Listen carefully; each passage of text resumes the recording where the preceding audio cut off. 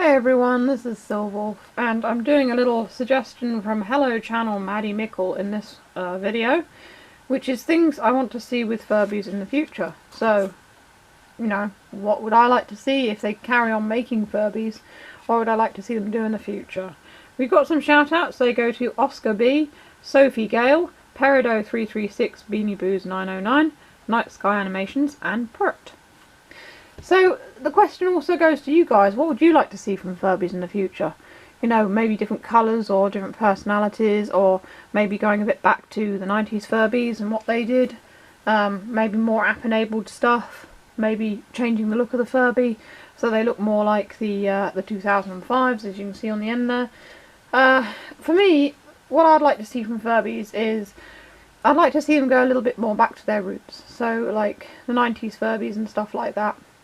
I'd like to see them do maybe Furbies that have mini games that rely less on apps and things like that. I know that apps are the way of the future, but in all honesty, it would be nice to have a toy that doesn't rely on anything else, that you can just take with you and do, just play with and do whatever with, that you don't have to have your phone with you or anything like that. Because we look at our phones enough already. We don't need toys that make us look at our phones even more. I mean, also, you wouldn't be able to run it without the phone, and if the phone's battery gets flat then you can't play with the toy, etc. So I'd like to see them go back more to their roots. Maybe do more Furbies that are like special, like this one here with all the sparkly bits in. Maybe do some more Furbies in colours like this, which are nice and bright. I love brightly coloured things, and I know a lot of kids do as well, but I also know that the more realistically coloured Furbies are still very popular too. The browns and things like that. So maybe sort of like have a range of, a bit like they did in the 90s, have a range of regular coloured Furbies and have a range of brightly coloured Furbies. Now, there was a rumour going around about a new Furby which is a cross between 2005 and like a Furby Boom or something. Obviously it never happened. It was just an internet rumour. But it would be nice to have bigger Furbies like this.